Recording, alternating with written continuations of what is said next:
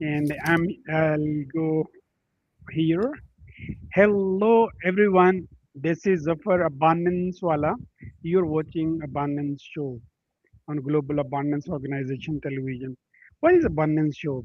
In fact, Abundance is a time-bound event that I hold almost every day, and this is where we reach out to the change makers, those who people are making difference in their life and in others too. I always ask the change makers and the leaders, the thought leaders especially, those who's got the exponential things to share with the globe, and those who change the mind. It's a very powerful conversation with Aimee Tallamy today. So, and I would ask her to please introduce yourself. Aimee Tallamy, over to you. Hi, so I'm Aimee Tallamy. I am a ADHD twice exceptional writer and advocate. Twice exceptional is someone who is neurodivergent and also gifted in other areas. So I write about this on Substack at one piece at a time and on LinkedIn. It's called the 2E Perspective. Sorry.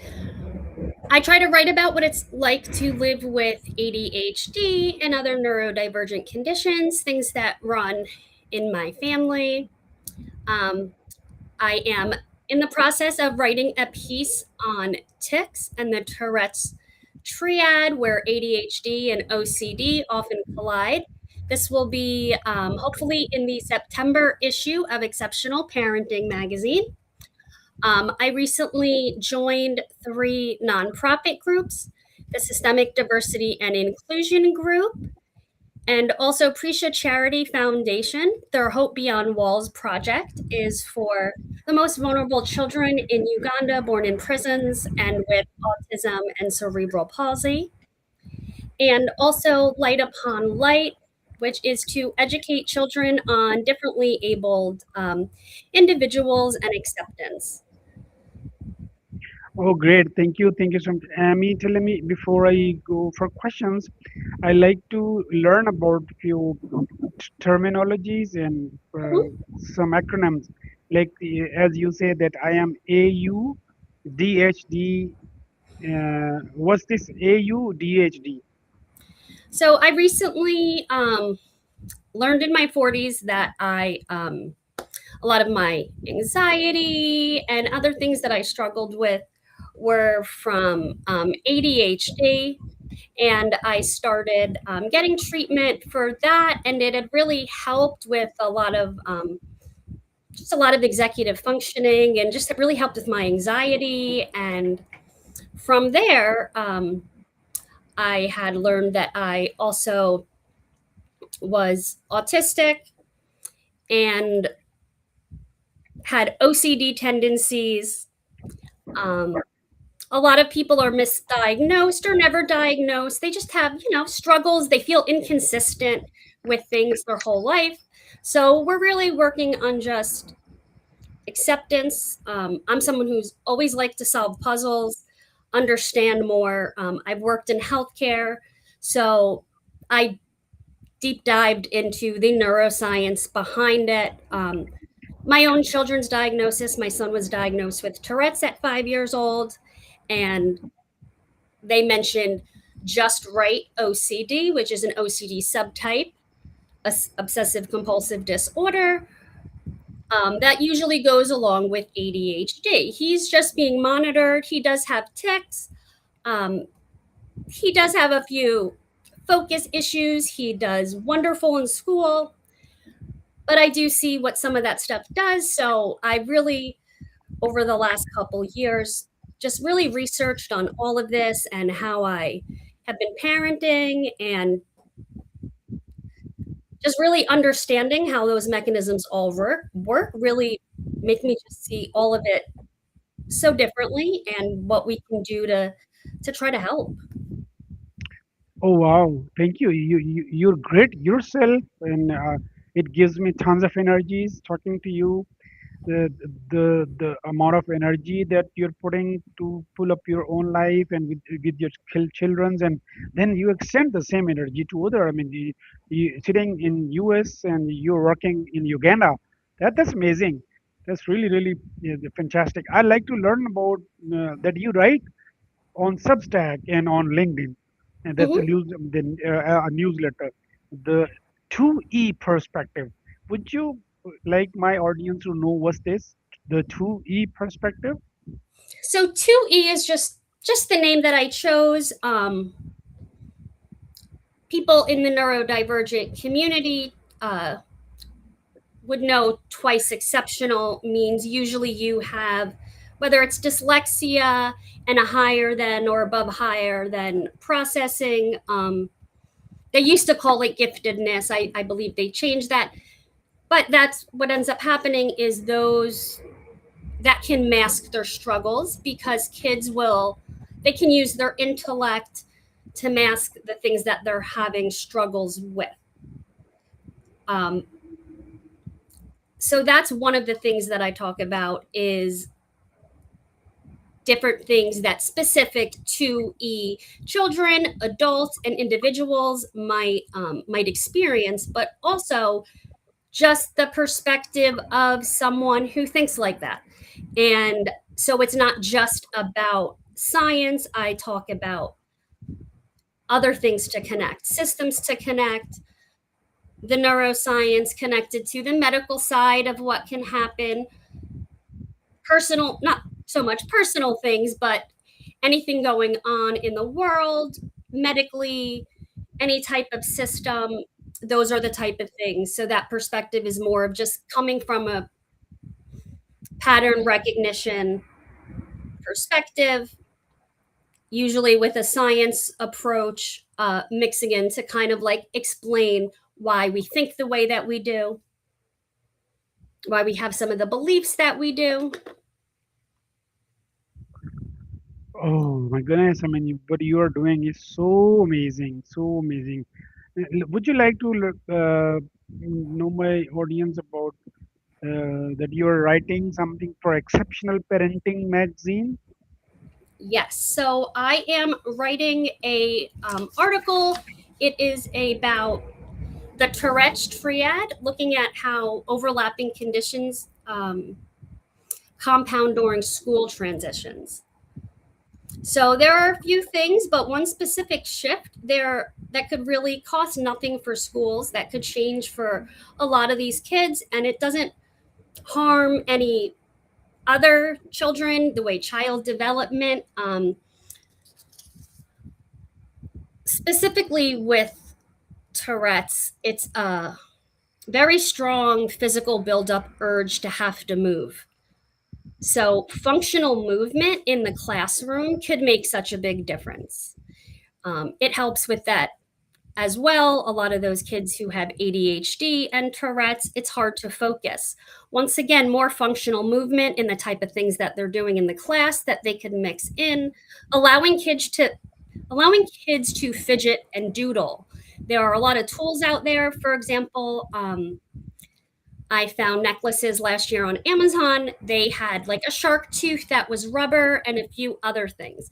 A lot of kids might have issues where they have the urge to bite or pressure instead of chewing on their shirt when they have those anxieties or tics. He was able to use the necklace. Now, I did talk to his teacher. I understand distractions, so we wanted to make sure it wasn't seen as, as a toy, and he was using it for that. And I think things like that, allowing those kids to be able to do that and seeing that, those things actually in the end, they're using so much cognitive tax. So it's physically exhausting and it affects them later.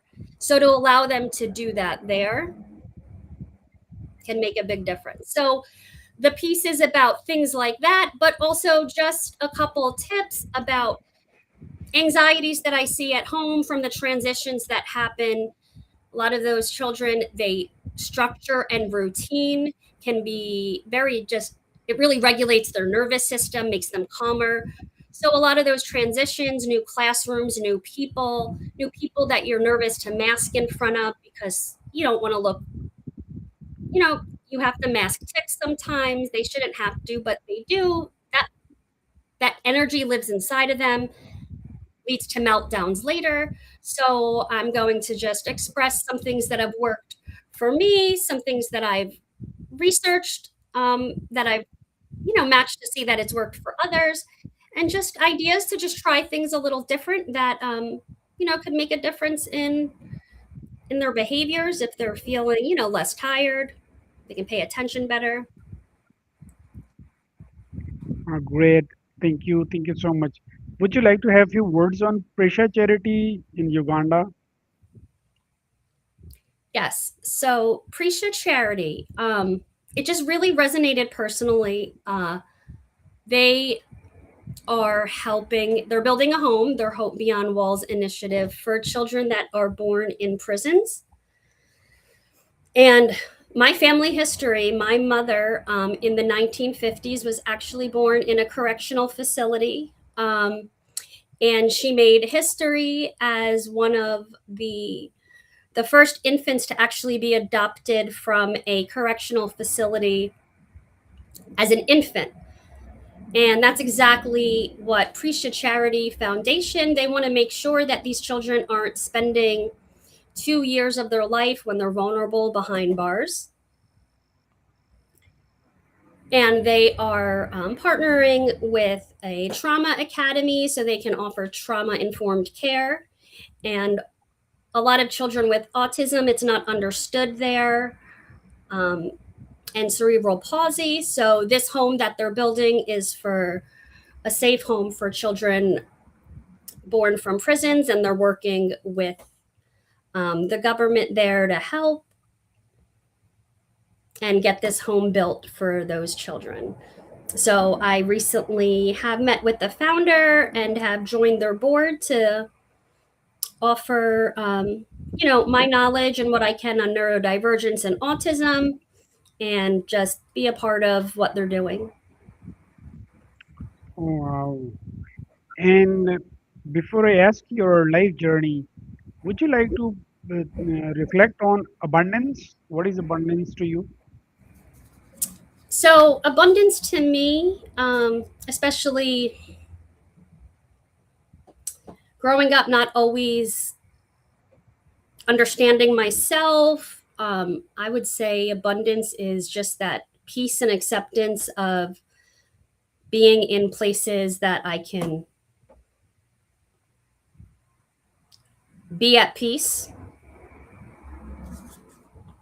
not rushing, and just really being present and feeling, like you're not just living in survival mode all the time.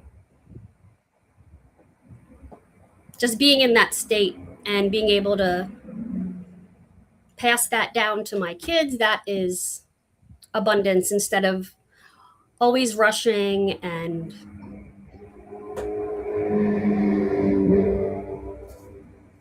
Oh, wow. That's cool. And then you talk about building systems, families, communities where neurodivergent people don't have to make or fight to be understood in order to thrive.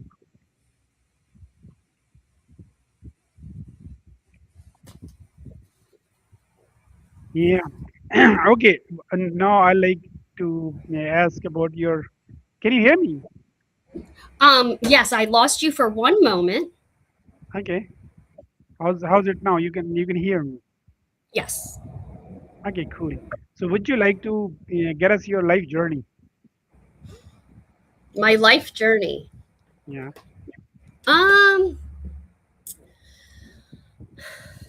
well, I grew up in the 80s in New Jersey. um, I had started working in healthcare right out of high school with my mom at a doctor's office. And from there, I became a mom and put myself through school, at first for nursing, then for psychology and informational technology is what I actually, healthcare information technology is what I actually ended up working towards while I was working some clinical and behind the desk. And Okay. so between now, I had 2 children working in healthcare. I ended up working as the customer success manager for Dulcian Health, also working in healthcare, and really just always being a patient advocate. And recently, I remembered how much I enjoyed writing and wanted to possibly work in customer success, but in a field that interested me more. So I thought about going back to school and finishing a psychology degree. And in the meantime, I ended up deciding to just start writing on Substack and thought about writing a memoir. My daughter gave me the confidence to do it. And since then, I have started writing more regularly, have had 2 articles published in Authority magazine, the other one coming out in Exceptional Parenting magazine. And I left behind customer success and working in hospitality, and am now working in a field advocacy for 3 nonprofits and writing. And from there, my daughter is going to college next month. So I guess, now, like you said, abundant. I don't know exactly what's coming next, but this is where the journey has been so far. Oh, wow. You've done great, and you have come a long way. And how do you feel when you're addressing not only your own kids and your own issues, but also world problems, like as you say, working for the charity also, and wall wall behind rooms behind walls for child, for the safe home for the children, that you work home beyond walls in Prisha Charity. How's that experience? Working with them, Yeah, working with them for their board as the founder. it is brand new. For it is, I just got started. Me and the founder have spoken a few times, and I can see how much it means to him and how much he's done so far. And he's just building now to have more people aware of what they're trying to do and what they still need. We are, what's the word? We are just really, I am really just getting started with it. And we'll definitely have more. Okay, so my first question is, you write openly about being ADHD and 2E. What does abundance mean to you when the world is often built around scarcity of patience, time, and understanding for the neurodivergent people?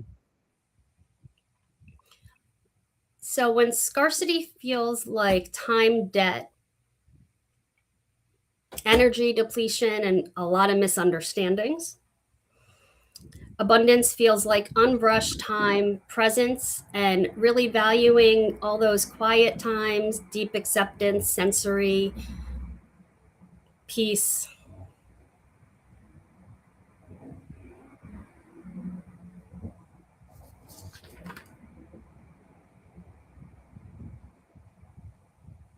So when you are, sorry, so a lot of times when you're neurodivergent, you're always trying to fight distractions. You're constantly anxious. For example, Tourette's, you have to mask tics. It's a lot of sleep debt, hard times transitioning from all of that. So, in a world where, and systems where that's all you're forced, all you have to do, you just end up living in that survival state. So, having systems where you don't have to, where you can be present, focus on what's right in front of you, that having that energy, that cognitive load off of you, that is what abundance is like in those type of environments.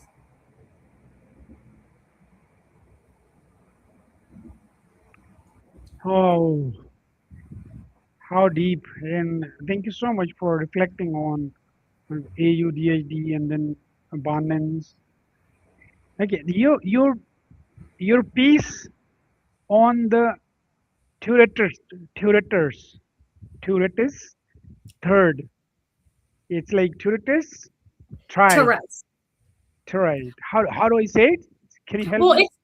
it's Tourette's, and then sometimes they'll call it the Tourette's triad or complex triad, because a lot of conditions, they don't exist on their own. So for a child who's going through just right OCD, they likely have Tourette's and ADHD or some other type of neurodevelopmental. That's all working together. So when you have all of that working together, your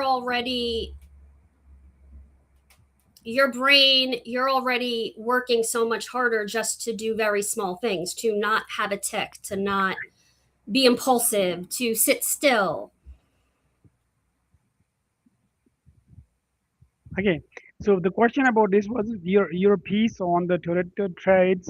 Look Mm-hmm. at how overlapping conditions compound during school transitions. What's one shift school could make the that would cost them nothing but change everything for these kids. So what the role a school can play for such kids? Oh, this we I spoke about functional movement. That's where, for example, kids get a physical buildup, they get that urge. When they have ADHD, they have a hard time focusing, get extremely restless. Then they can have anxiety from not being able to move. Having functional movement in classrooms takes off that cognitive load for them. It explains it more. So when they suppress a tic or an ADHD urge to do something, it's taking that brain power. So letting kids just, like I mentioned before, doodle, fidget, as long as it is not a toy. Obviously, you don't want them to distract others, but those type of things, especially with children who really need it. And when they have more bandwidth, they get more done, they'll have more behaviors. They're already managing so much from sensory overload. So being able to have freedom to move without judgment, it can really change their ability to thrive in the classroom. Okay, thank you. You Science is part of just forcing them to like comply to having to sit still for so many hours and not fidget, not doodle, and not do those things can really cause more harm and not help them. Okay, thank you. Thank you so much. You just joined the Prisha Charity Board. What drew you to that work and what do you hope to bring it to? So, Prisha Charity Foundation, I was drawn to the organization from actually a personal family. My own mother was born in the 1950s in a correctional women's facility in New Jersey, and she was adopted as an infant. It was a big change after years of infants being kept behind bars with women. They Edna May Correctional Facility wanted change, and she was one of the first. So when I heard Prisha Charity Foundation, the founder wanted to was building a home for children born behind bars, and wanted to have a place for them, and also children who are born autistic and with cerebral palsy, the most vulnerable children. It just really resonated with me, and I just recently joined the board and have met with the founder a few times. We have come up with some ideas and are collaborating with some other partners, and I am hoping to really see his dreams come true and be able to help these vulnerable children out there. Wow. Thank you so much. Okay, writing for both your own Substack audience and a mainstream outlet like exceptional parenting must mean shifting your voice. How do you decide what to translate and what to keep raw? So for Substack, I write a lot of personal essays, some poetry.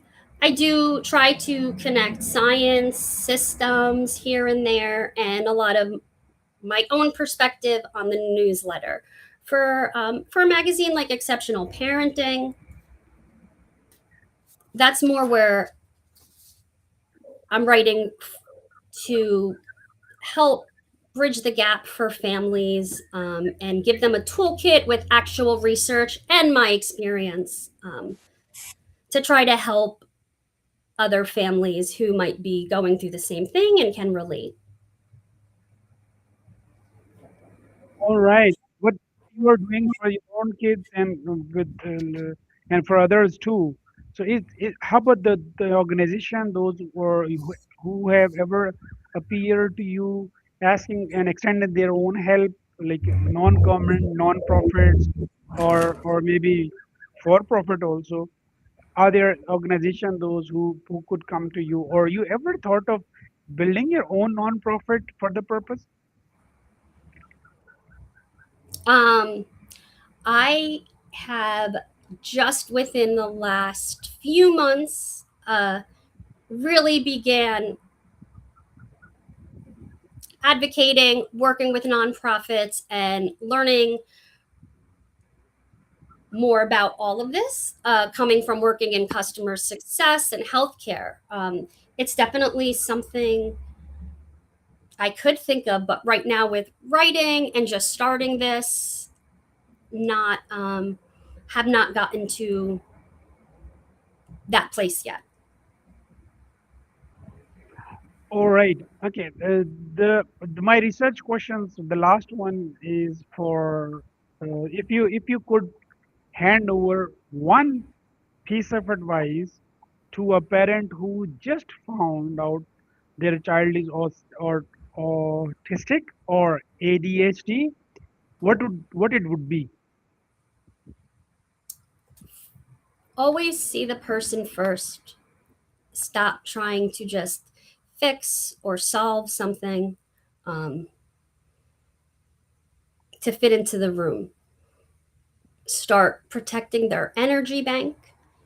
So neurodivergent children, they use such a massive, invisible cognitive task every second just to exist in a world built for a different brain. Sitting perfectly still, suppressing tics, managing sensory static, masking to look normal can be an exhausting neurological labor. And by the time they get home, that energy bank can be bankrupt, especially when they're doing this at school. So, shifting the architecture, stop asking them to bend their bones to fit into rigid and scarce places. If they need to pace to process, let them move. If they need silence, let them retreat. By stopping enforcing compliance, you can start protecting their energy, and their system can drop out of survival mode.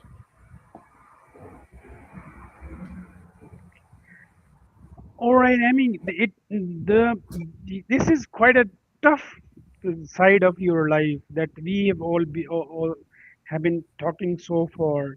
That you've been mm, solving the problem, or not only your own,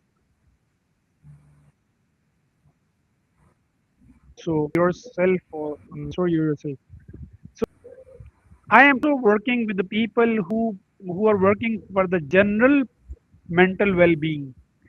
So is there any bandwidth available with you that you can work with me that we can the abundance organization is all about spreading abundance, that I am unleashing abundance of health, wealth and happiness. So health comes first. So mental health, it's not about, I mean, the people who are neurodivergent or ADHD or having certain physical problem, and then the between hardware and the software problems. But for sure that we generally all those who are quite healthy in their office goers or business owners or entrepreneurs, or they do have a lot of problems. They got a lot of monkeys that they also want that somebody else take care of these monkeys, these burnouts.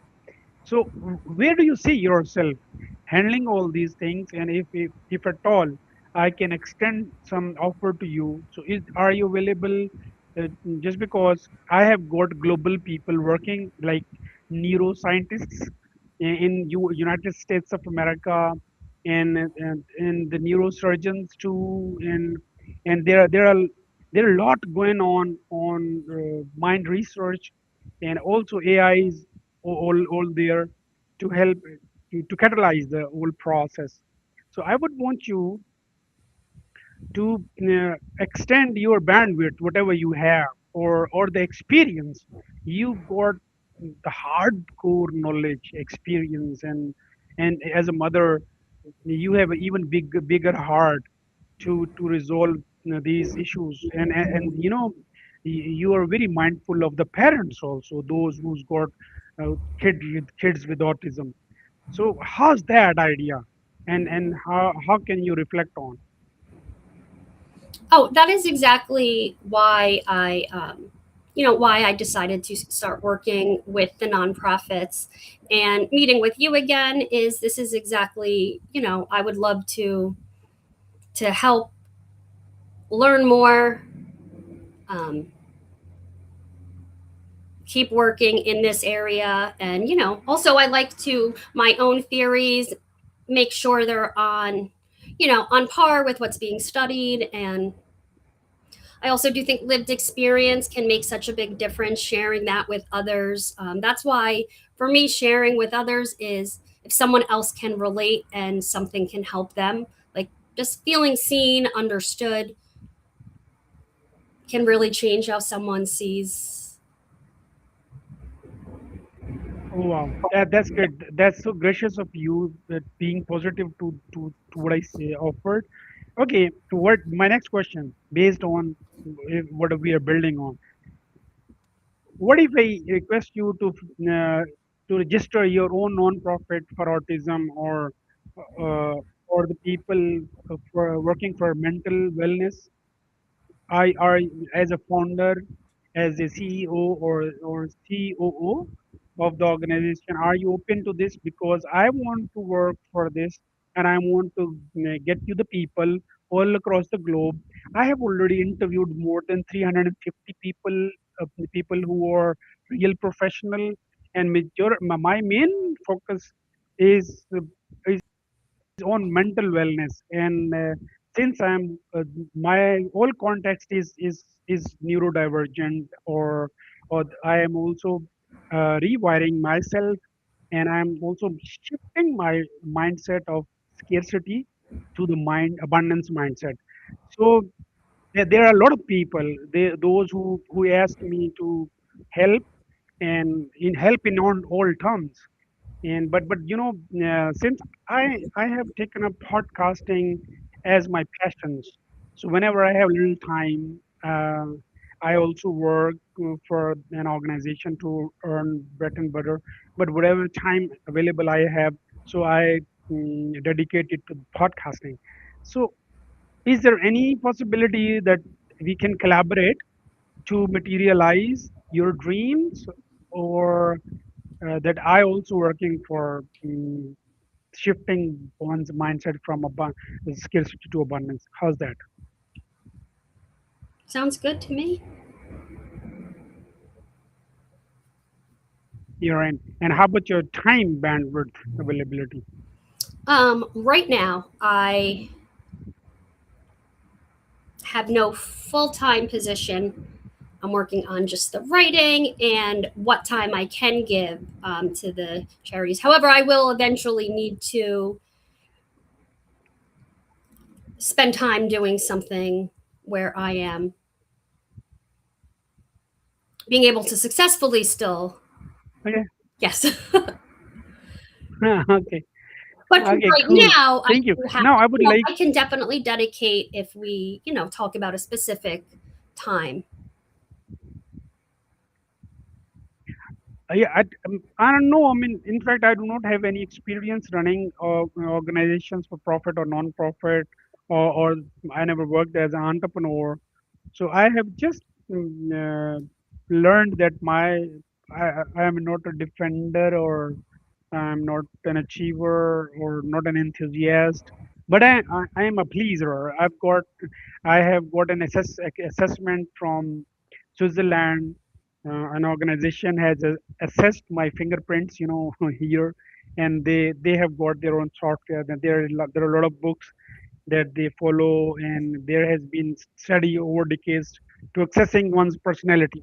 So they found out there are achievers, there are defenders, there are enthusiasts, so there are pleasers, and one I forgot, there are five in fact.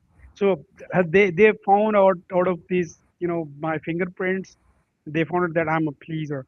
So what I can do, I can be used to coordination, collaboration, and then uh, making the resources mobilize. So that's what I can do. Work, and like it's more towards HR. So that's what I could do. And if you are still interested, then we can kickstart an organization that can be registered in your country, and then we can take that to whole globe. How's that? Sounds good. Gives me Okay. some work to do. Yeah, I mean, I mean, in fact, I'm giving you uh, You give me just another idea I just could work with. idea. Yeah, that's an idea.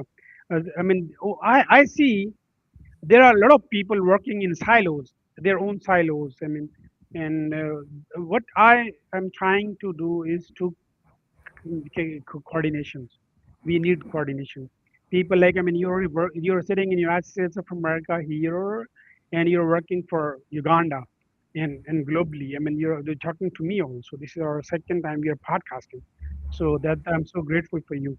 And now I always, just because you've done a great deed, honestly, working for such things is very difficult. People even normally don't talk about this, and you have the courage to come and say everything, and this is fantastic. Now my last learning about, I want to learn about how to write. You're a writer, and and especially what's the what it takes to write on LinkedIn. So I've always written in journals, and when I was like 8, I started to write a novel about a prom night, and then I think I got writer's block as a child or embarrassed, and the fear of writing down anything on paper was gone for years. I would still occasionally try every once in a while, but besides journaling, I wrote nothing creative, I felt like, and just almost forgot that I enjoyed it. And but I'm a storyteller. So last year when I was mentioning to my daughter, I think I want to write a memoir and I want to write it about this. And she said, I think you could. I started writing on Substack, and I don't know, the fear was just more gone. And I was able to actually put ideas in my head on paper. And once I connect one thing, I like to connect more. So maybe that's what it really opened up. So I continue to keep doing it so that I don't lose that feeling like I can do it. Hmm. And LinkedIn, I somebody suggested LinkedIn. It is you can create when you have a LinkedIn account, as long as it's not your mobile phone. Um, create an article or newsletter, and you can create a newsletter, and it will go to an invite will go to your connections.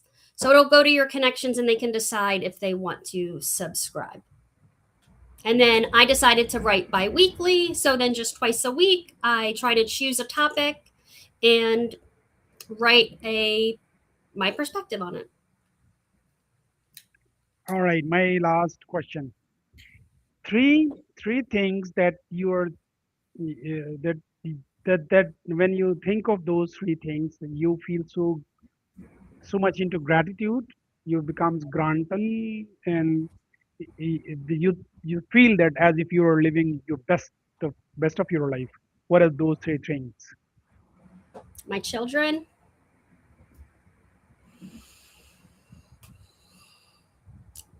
not being homeless, and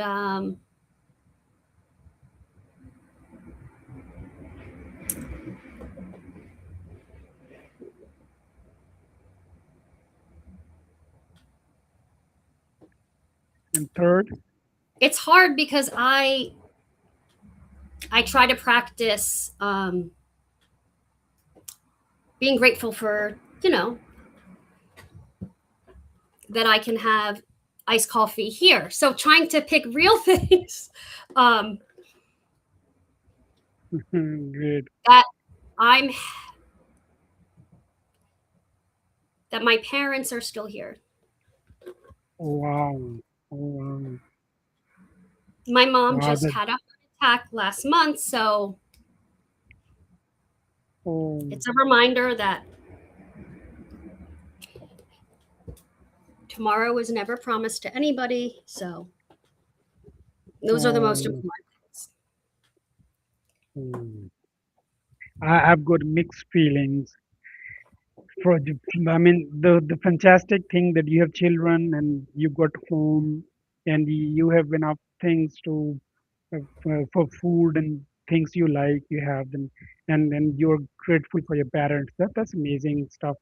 That's a full that's abundance, in fact. See, this is the feeling of abundance. That you be yourself and you enjoy the people you have around. That's amazing.